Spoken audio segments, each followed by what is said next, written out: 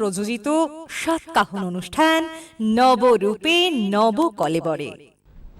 নমস্কার, surprise division প্রযোজিত channel ভিশনের সাতকাহন অনুষ্ঠানে আপনাদের সবাইকে স্বাগত। আপনারা জানেন প্রত্যেকবারে আমরা অনুষ্ঠানে অতিথিদের আনি, আজকে তেমনই আমাদের সঙ্গে রয়েছে আমাদের ছোট্ট ছোট্ট বন্ধুরা। সারপ্রাইজ ডিভিশন রবীন্দ্র ভাবনায় রবীন্দ্র কবিতাকে উপজীব্য করে একটি অনলাইন আবৃত্তি প্রতিযোগিতার আয়োজন করেছিল।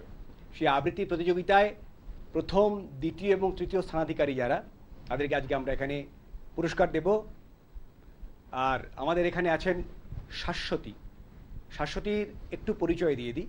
শাশ্বতী পেশায় একজন স্কুল শিক্ষিকা এবং শাশ্বতী অত্যন্ত নামী একজন আবৃত্তিকার এবং এফএম রেনবো এবং এফএম গোল্ডে নিয়মিত এফএম টকশো প্রেজেন্টার। শাশ্বতী আজকে প্রথমেই একটু তার কবিতা আমাদের শোনাবে। শাশ্বতী। নমস্কার। ভেবেছিলাম চেয়ে নেব, চাইনি সাহস করে। সন্ধে বেলায় যে মালাটি গলায় ছিলে পরে, আমি চাইনি সাহস করে। ভেবেছিলাম সকাল হলে যখন পারে যাবে চলে, ছিন্ন মালা শয্যা তলে রইবে বুঝি পড়ে। তাই আমি কাঙালের মতো এসেছিলাম ভোরে, তবু চাইনি সাহস করে।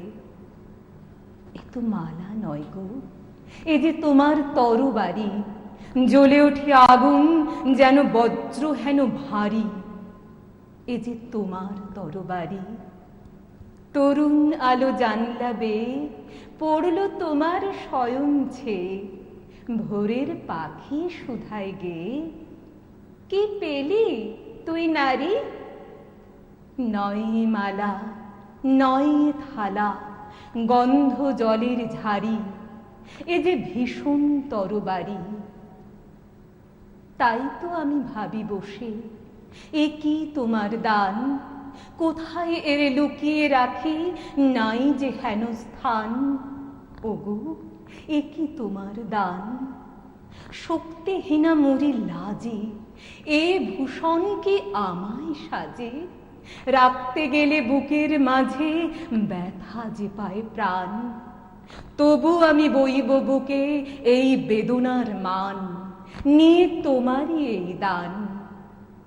আজকে হতে জগৎ মাঝে ছাড়বো আমি ভয়, আজ হতে মোর সকল কাজে তোমার হবে জয়। আমি ছাড়বো সকল ভয়। মরণকে মোর দোসর করে রেখে গেছো আমার ঘরে, আমি তারে বরণ করে রাখবো পরাণময়। তোমার তরবারি আমার করবে বাঁধন ক্ষয়, আমি ছাড়বো সকল ভয়। তোমার লাগি অঙ্গ ভরি করব না আর সাজ, নাই বা তুমি ফিরে এলে ওগো হৃদয় রাজ। আমি করব না আর সাজ। ধুলায় বসে তোমার তরে কাঁদব না আর একলা ঘরে, তোমার লাগি ঘরে পরে মানব না আর লাজ।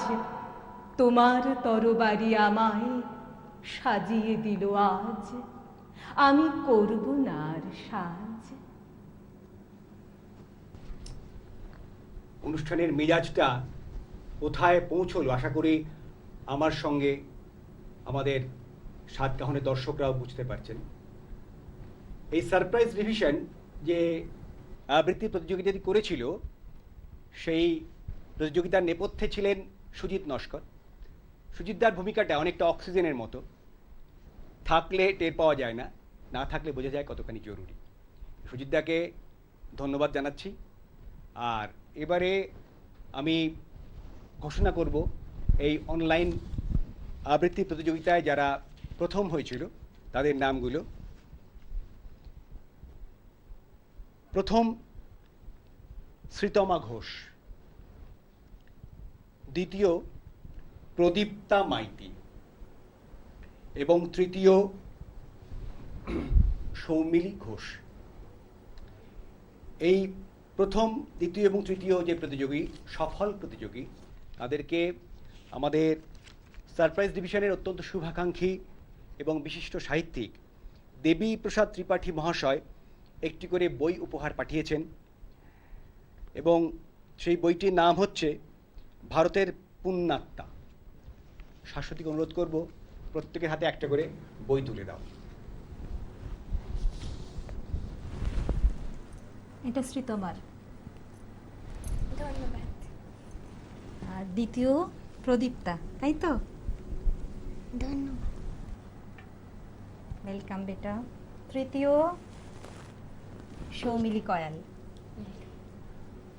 আমাদের অনুষ্ঠান একটা অত্যন্ত মনোজ্ঞ জায়গায় পৌঁছচ্ছে, আপনারা বুঝতেই পারছেন।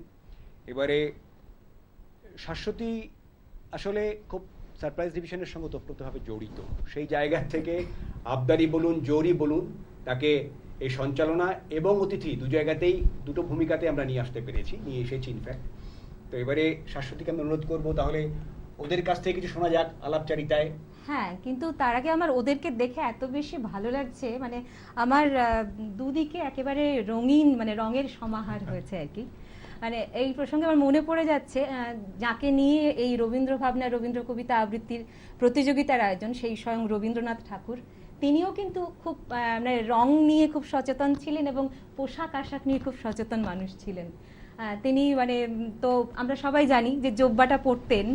তখনকার সমকালীন কোনো মানুষ কিন্তু শিল্পী, সাহিত্যিক বা বিশিষ্টজনেরা কিন্তু আমরা এই পোশাকে কাউকে দেখিনি সেই সময়ে, কিন্তু রবীন্দ্রনাথ একেবারে নিজস্ব ধরনে এই পোশাকটিকে একেবারে নিজের করে নিয়েছিলেন।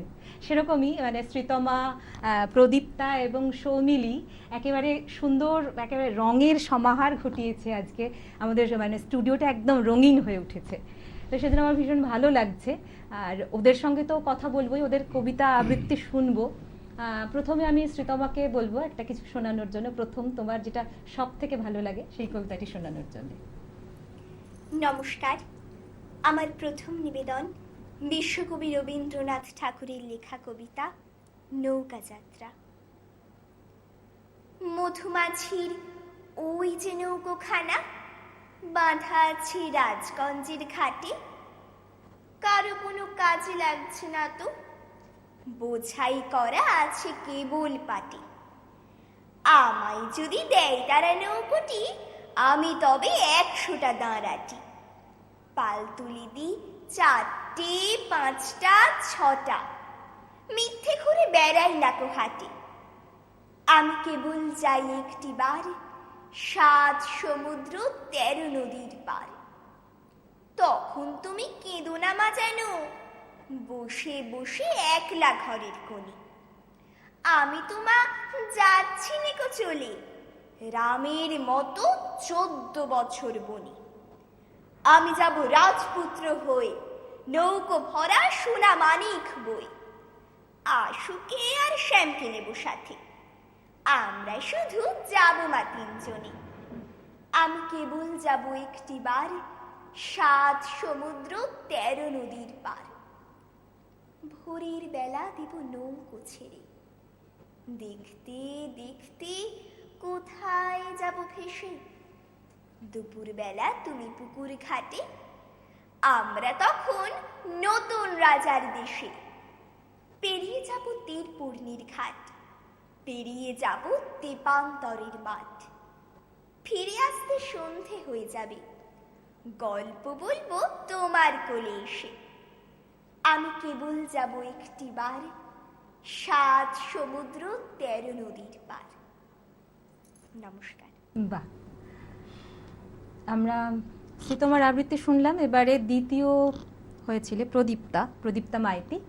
প্রদীপ্তার একটা আবৃত্তি শুনি। বইটা এখানে রাখতে পারো। নমস্কার। কবিগুরু রবীন্দ্রনাথ ঠাকুরের খান্তবুড়ি।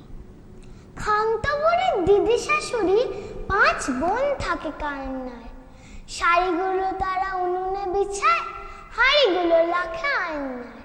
কোনো দোষ পাছে ধরে নিন্দুকে, নিজে থাকে তারা লোহা সিন্ধুকে। টাকা কড়িগুলো হাওয়া খাবে বলে রেখে দেয় খোলা জানলায়। নুন দিয়ে তারা ছাঁচি পান সাজে, চুন দেয় তারা ডালনায়। খুব সুন্দর। আচ্ছা, এবার সৌমিলি কয়াল তৃতীয় স্থান অধিকার করেছিল প্রতিযোগিতাতে। সৌমিলির কাছ থেকে একটি আবৃত্তি শুনবো। নমস্কার। বিশ্বকবি রবীন্দ্রনাথ ঠাকুরের লেখা বীর পুরুষ। মনে করো যেন বিদেশ ঘুরে মাকে নিয়ে যাচ্ছি অনেক দূরে। তুমি যাচ্ছ পালকিতে মা চড়ে, দরজা দুটো একটুকু ফাঁক করে। আমি যাচ্ছি রাঙা ঘোড়ার পরে, টগবগিয়ে তোমার পাশে পাশে। রাস্তা থেকে ঘোড়ার ঘুরে ঘুরে রাঙা ধুলোয় মেঘ উড়িয়ে আসে। সন্ধে হলো, সূর্য নামে পাটে, এলেন যেন জোড়া দিঘির মাঠে। ধুধু করে যে দিক পানে চাই, কোনোখানে জনমানব নাই। তুমি যেন আপন মনে তাই ভয় পেয়েছ, ভাবছ এলেম কোথা। আমি বলছি ভয় করো না মাগো, ওই দেখা যায় মরা নদীর সোতা। চোর কাটাতে মাঠ রয়েছে ঢেকে, মাঝখানেতে পথ গিয়েছে বেঁকে। গরু বাছুর নেই কোনোখানে, সন্ধে হতেই গেছে গায়ের পানে। আমরা কোথায় যাচ্ছি কে তা জানে, অন্ধকারে দেখা যায় না ভালো। তুমি যেন বললে আমায় ডেকে, দিঘির ধারে ওই যে কিসের আলো। এমন সময় হারে রে রে রে, ওই যে কারা আসছে ডাকছে রে। তুমি ভয় পালকিতে এক কোণে ঠাকুর দেবতা স্মরণ করছো মনে। বেয়ারাগুলো পাশের কাঁটা বনে পালকি ছেনে কাঁপছে থর থর। আমি যেন বলছি তোমায় ডেকে, আমি আছি, ভয় কেন মা করো। হাতে লাঠি, মাথায় ঝাঁকড়া চুল, কানে তাদের গোজা জবার ফুল। আমি বলি দাঁড়া, খবরদার, এক পা কাছে আসিস যদি আর। এই চেয়ে দেখ আমার তলোয়ার, টুকরো করে দেব তোদের সেরে। শুনে তারা লম্ফ দিয়ে ওঠে, চেঁচিয়ে উঠল হারে রে রে। তুমি বললে যাস নে খোকাওরে। আমি বলি দেখো না চুপ করে। ছুটিয়ে ঘোড়া গেলেন তাদের মাঝে, ঢাল তলোয়ার ঝনঝনিয়ে বাজে। কি ভয়ানক লড়াই হলো মাঝে, শুনে তোমার গায়ে দেবে কাঁটা। কত লোক যে পালিয়ে গেল ভয়ে, কত লোকের মাথা পড়ল কাটা। এত লোকের সঙ্গে লড়াই করে ভাবছ খোকা গেলই বুঝি মরে। আমি তখন রক্ত মেখে ঘেমে বলছি এসে লড়াই গেছে থেমে। তুমি শুনে পালকি থেকে নেমে চুমু খেয়ে নিচ্ছ আমায় কোলে। বলছো ভাগ্যি খোকা সঙ্গে ছিল, কি দুর্দশাই হতো না তাহলে। রোজ কত কি ঘটে যাহা তাহা, এমন কেন সত্যি হয় না আহা। ঠিক যেন এক গল্প হতো তবে, শুনতো যারা অবাক হতো সবে। দাদা বলতো কেমন করে হবে, খোকার গায়ে এত কি জোর আছে। পাড়ার লোকে সবাই বলতো শুনে, ভাগ্যি খোকা ছিল মায়ের কাছে। নমস্কার। একটা শাশ্বতী যেটা বলবার ভীষণভাবে বলতে ইচ্ছে করছে, এটা হচ্ছে আজকে এই যে ভয়ঙ্কর ইন্টারনেট আন্তর্জালের যুগ একেবারেই, সেখানে দাঁড়িয়ে যে ছোট্ট ছোট্ট বন্ধুরা আমাদের খুব সিরিয়াসলি আবৃত্তি চর্চা করে এবং রবীন্দ্র কবিতা আবৃত্তি করে, এবং এটা কিন্তু প্রমাণিত ওরা খুব সিরিয়াসলি করে, এটা খুব সুন্দর করে, এবং প্রত্যেকের পারফরমেন্স খুব ভালো লাগছে, খুব ভালো লাগছে শুনতে। আমাদের একটা ছোট্ট কাজ আছে, সেটা হলো যে সারপ্রাইজ ডিভিশন এই যে অনলাইন আবৃত্তি প্রতিযোগিতার আয়োজন করেছিল, এবং সুজিতদা আমায় বলেছিলেন এই বিষয়টা যে অনলাইন আবৃত্তি প্রতিযোগিতায় আমরা প্রচুর সাড়া পাবো আশা করছি, এবং সত্যিই সাড়া পেয়েছিলাম আমরা, এবং সুজিতদা খুব খুশি হয়েছিলেন। তো সেই সারপ্রাইজ ডিভিশনের পক্ষ থেকে আমাদের ওদের হাতে পুরস্কার তুলে দেওয়ার একটা পর্ব আছে। আমরা তাহলে এখন একটু পুরস্কারগুলো যদি তুমি ওদের তুলে দাও, প্রথম, দ্বিতীয় এবং তৃতীয়। এটা হচ্ছে আমাদের প্রথম স্থান, অর্থাৎ শ্রীতমাকে একটু আমরাই একটু ক্ল্যাপ করি। এবারে আমাদের দ্বিতীয় স্থানাধিকারিণী এটা এটা হচ্ছে- এটা তুমি প্রদীপ আমাদের কি নাম? প্রদীপ। প্রদীপ্তা। প্রদীপ্তার হাতে আমি তুলে দিচ্ছি, এই নাও প্রদীপ্তা। আর এইবারে হলো তৃতীয় জন আমাদের সৌমিলি, তাই তো? সৌমিলি, সৌমিলি হাতে তুমি তুলে দাও।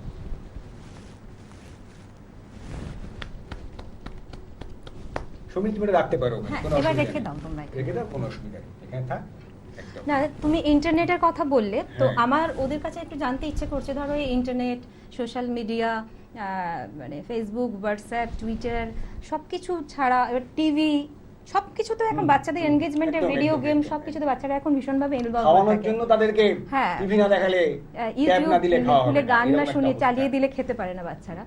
সেই রকম একটা পরিবেশে এই যে আমাদের পাশে যে 3টি বাচ্চা বসে রয়েছে, এরা কিন্তু খুব মানে সচেতনভাবে এবং সিরিয়াসলি রবীন্দ্র কবিতা আবৃত্তি করছে। তো আমার ওদের কাছে একটু জানতে ইচ্ছে করছে যে ওরা এই যে উৎসাহ কোথা থেকে পেলো, বাড়ির লোকেদের থেকে, বা বাড়ির লোকের হলে সেটা মা না বাবা না বাড়ির অন্য কেউ? আমি শ্রীতমাকে প্রথম জিজ্ঞেস করব। আমি ছোটবেলা থেকেই দেখতাম মা আবৃত্তি করতেন, ঘুরতে ফিরতে আবৃত্তি করতেন। সেই থেকেই আমার আবৃত্তির প্রতি ভালোবাসা। আমি আবৃত্তিকে ভীষণ ভালোবাসি, মানে আমার প্রাণ ওটা, আমার ভীষণ ভালো লাগে আবৃত্তি। বাহ, মানে সত্যিই শুনে ভীষণ ভালো লাগছে যে ও বলছে আবৃত্তি আমার প্রাণ। এর থেকে বড় পাওনা মানে আর কি হতে পারে? এবার আমি প্রদীপটাকে জিজ্ঞেস করবো একই কথা, তুমি নিশ্চয়ই শুনেছো, তোমার উত্তরটা কি? আমাকে মা ছোটবেলা থেকেই বলতো, তো তুমি যদি আবৃত্তি করতে চাও, জোরে বলি বাবা, তুমি একটু জোরে বলো। আবৃত্তি করতে চাও ভালো হবে, তোমার কথার উচ্চারণও ভালো লাগবে। বাহ, সেটা মা বুঝে তোমাকে সেই দিকে গাইড করেছেন। তোমার নিজের ভালো লাগে তো, আনন্দ পাও তুমি আবৃত্তি করে, সেটাই বড় কথা, সবচেয়ে বড় কথা সেইটাই। আচ্ছা সৌমিলি? ছোটবেলা থেকে ম্যাম বলতো আমি আবৃত্তি করতে পারবো না, আমি ম্যামের কাছে গিয়ে কিছু বলতাম না, কিন্তু ঘরে গিয়ে সব আবৃত্তি বলতাম। ম্যাম বলেছিল যে আবৃত্তি আমি করব একদিন, কিন্তু মা শুধু আমাকে আবৃত্তি ক্লাসে নিয়ে যেত আর বাড়ি আনতো। আমি তারপরে একদিন মানে আমি ম্যামের কাছে গিয়ে শুধু আবৃত্তি করতামই না, একটা কথা বলতো না। আচ্ছা, চুপচাপ থাকো তুমি একটু, তাই তো? একটি ছোট মানুষ, তাহার 100 রকম রঙ্গ তো, এমন লোককে একটি নামে ডাকা কি হয় সঙ্গত। এই যে আমাদের পাশে 3 জন খুদে রয়েছে, ছোট মানুষ বটে, কিন্তু এরা কিন্তু সকাল থেকে রাত্রির পর্যন্ত 100 রকমের কাজকর্ম করে থাকে। আর এই একটি নামে ডাকার প্রসঙ্গটা আমি আনলাম এই কারণেই, আমার রবীন্দ্রনাথ ঠাকুরের নিশ্চয়ই সবাই জানেন পরিচয় কবিতার একদম শেষের 2টি লাইন আমি বললাম। তা সেই আমার এদের জানতে ইচ্ছে করে যে এদের ডাকনামগুলো কি। এই যে 100 রকমের রঙ্গ, তার মধ্যে কি 100টা করে ডাকনাম রয়েছে তোমাদের? আমি আগে কিন্তু সৌমিলির থেকে শুনবো এবার। আমার ডাকনাম তনু। তনু একটাই? হ্যাঁ একটাই। আচ্ছা, মানে বাবা মা সবাই এই নামেই ডাকেন একদম তনু? না, বাবা মানু বলে ডাকে। তাহলে আরেকটা বেরিয়ে গেল, তনু মানু। হ্যাঁ। আচ্ছা, প্রদীপ্তা? শীর্ষা। শীর্ষা, এটাও তো খুব সুন্দর নাম। প্রদীপ্তার মতোই আরো একটা মিষ্টি নাম। সবাই এই নামেই ডাকেন তোমাকে? বাবা মা সবাই এই নামেই ডাকেন? দাদু ঠাম্মা সবাই এই শীর্ষা নামেই ডাকে, আর কিছু না? সোনাই, বাবাই কিছু বলে না? দাদাকে বাবাই বলে। ও, দাদাকে বাবাই বলে। আচ্ছা, শ্রীতমা? আমাকে তো সবাই মেনলি তাথুই বলেই ডাকে, আরো অনেক আছে ডাকনাম। তাথই? হ্যাঁ মানে তুমি কি নাচতে খুব ভালোবাসো? হ্যাঁ, তাথই, তাথই? ছোটবেলায় খুব নাচতাম। বাহ, দারুণ দারুণ। আচ্ছা, এবার আমরা আরেকটু করে ছোট্ট করে ওদের হ্যাঁ, লাইন একদম করে ছোট্ট কবিতা করে আমরা, তুমি চাই ছোট্ট আবৃত্তি করে শোনাবে? লিপ্তা, ছোট্ট একটা শোনাও। ছোট্ট। নমস্কার। কবিগুরু রবীন্দ্রনাথ ঠাকুরের জিরাফের বাবা বলে। জিরাফের বাবা বলে, খোকা তোর দেহ দেখে দেখে মনে মোর কমে যায় স্নেহ। সামনে বিষম উঁচু, পিছনেতে খাটো, এমন দেহটা নিয়ে কি করে যে হাঁটো। খোকা বলে, আপনার পানে তুমি চেহ, মাঝে কেন ভালোবাসে বোঝে না তা কেহ। বাহ, আমরা খুব ছোট্ট করে ওদের ছোট্ট দুজনের কাছ করে, থেকে শুনে হ্যাঁ। নেবো, একদম সময় খুব সংক্ষিপ্ত, ছোট্ট করে শুনে নেবো। বলো সীতামা, বলো ছোট্ট একটি আবৃত্তি করো। বিশ্বকবি রবীন্দ্রনাথ ঠাকুরের লেখা কবিতা ছুটির আমন্ত্রণ। কাছে এলো পূজার ছুটি, রোদ্দুরে লেগেছে চাঁপা ফুলের রং, হাওয়া উঠছে শিশিরে শিরি শিরিয়ে, শিউলির গন্ধ এসে লাগে যেন কার ঠান্ডা হাতের কোমল সেবা। আকাশের কোণে কোণে সাদা মেঘের আলস্য দেখে মন লাগে না কাজে। মাস্টার মশাই পড়িয়ে চলে পাথরে কয়লার আদিম কথা, ছেলেটা বেঞ্চিতে পা দোলায়, ছবি দেখি আপন মনে। কমল দিঘির ফাটল ধরা ঘাট আর ভঞ্জদের পাঁচিল ঘেঁষা আতা গাছের ফলে ভরা ডাল। আর দেখে সে মনে মনে তিসির খেতে গোয়ালপাড়ার ভিতর দিয়ে রাস্তা গেছে এঁকে বেঁকে হাটির পাশে নদীর ধারে। কলেজের ইকোনমিক্স ক্লাসে খাতায় ফর্দ নিচ্ছে টুকে চশমা চোখে মেডেল পাওয়া ছাত্র। হালে লেখা কোন উপন্যাস কিনতে হবে, ধারে মিলবে কোন দোকানে, মনে রেখো পাড়ির শাড়ি, সোনায় জড়ানো শাখা, দিল্লির কাজ করা মকমলে লাল চটি। আর চাই রেশমে বাঁধাই করা অ্যান্টিক কাগজে ছাপা কবিতার বই। এখন তার নাম মনে পড়ছে না। ভবানীপুরের তেতালা বাড়িতে আলাপ চলছে সরু মোটা গলায়। এবার আবু পাহাড় না মাদুরাই, না ডাল হাউসে কিংবা পুরী, না সেই চিরকেলে চীনা লোকের দার্জিলিং। আর দেখছি সামনে দিয়ে স্টেশনে যাবার রাঙা রাস্তায় শহরে দাদন দেওয়া ছাগল ছানা 5টা 6টা করে, তাদের নিষ্ফল কান্নার স্বর ছড়িয়ে পড়ে কাশের ঝালর তোলা শরতের শান্ত আকাশে। কেমন করে বুঝেছে তারা এলো তাদের পূজার ছুটির দিন। একদম ছোট্ট করে তুমি, একদম আমাদের সময় একদম শেষ, তুমি একদম ছোট্ট যদি থাকে তোমার। নমস্কার। বিশ্বকবি রবীন্দ্রনাথ ঠাকুরের লেখা বিজ্ঞ। খুকি তোমার কিচ্ছু বোঝে না মা, খুকি তোমার ভারী ছেলে মানুষ। ও ভেবেছে তারা উঠেছে বুঝি, আমরা যখন উড়িয়েছিলেন ফানুস। আমি যখন খাওয়া খাওয়া খেলি, খেলার থালি সাজিয়ে নিয়ে নুড়ি। ওভাবে বা সত্যি খেতে হবে, মুঠো করে মুখে দেয় মা করি। সামনেতে ওর শিশু শিক্ষা খুলে যদি বলি খুকি পড়া করো, দুহাত দিয়ে পাতা চিরতে বসে। তোমার খুকি পড়া কেমন তর? আমি যদি মুখে কাপড় দিয়ে আস্তে আস্তে আসি গুড়ি গুড়ি, তোমার খুকি অমনি কেঁদে ওঠে। ওভাবে বা এলো জুজু বুড়ি। আমি যদি রাগ করে কখনো মাথা নেড়ে চোখ রাঙিয়ে বকি, তোমার খুকি খিলখিলিয়ে হাসে। খেলা করছি মনে করে ও কি?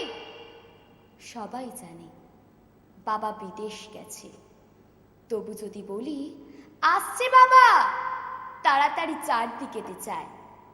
তোমার খুকি এমনি বোকা হওয়া। ধোবা এলে পড়াই যখন আমি টেনে নিয়ে তাদের বাচ্চা ঘাতা, আমি বলি আমি গুরু মশাই, ও আমাকে চেঁচিয়ে ডাকে দাদা।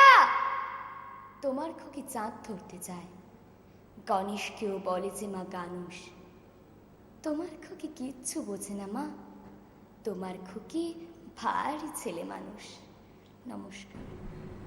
আমার কাছে সুজিতদার একটা আবদার ছিল, সময় ভীষণ কম, আমি জানি না পারবো কিনা, তবু চেষ্টা করছি।